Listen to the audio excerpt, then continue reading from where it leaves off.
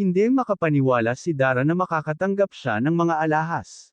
Bago natin ipagpatuloy ang maikling reaction video na ito, hiling ko lang na tapusin ang panunood nito para malaman kung ano ang nilalaman nito.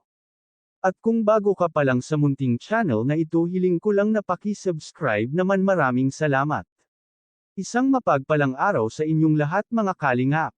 Labis na nagulat si Kalingap Rab nang malagyan na ng bubong ang bahay ni Dara. Namangha siya sa laki nito, buong akala niya na katamtaman lang ang laki nito, hindi niya akalain na ganun pala yun kalaki. Kahit ganun kalayo sa kalsada ang bahay ni Dara at malayo ang paghahakot ng mga materyales, pinipilit pa rin ng mga karpentero na matapos na ang bahay ni Dara. Para makalipat na ito, kinausap nga ni Kalingap Rab si Dara. Napansin niya si Dara na pagod na pagod.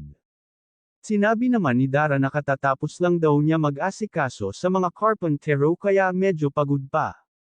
Kawawa naman talaga itong si Dara, bata pa ay napakasipag na at maasikaso sa mga trabahador.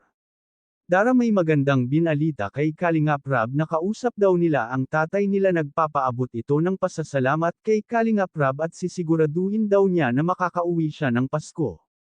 Ang tanong mga ka-viewers, makakauwi nga ba ito? Lagi na lang ito nangangako pero wala pang natutupad. Sana itong Pasko matupad na para may kasama si Dara at Bea sa Pasko.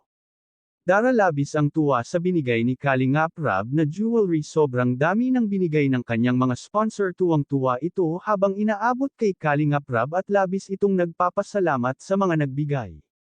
Sinabi ni Kalingap Rab na kung gusto mo magbigay sa mga kapatid mo, mamahagi ka. Total marami naman yan. Bago umalis si Kalingap Rab, binigyan niya si Dara ng pera. Budget nila iyon pang 1 linggo.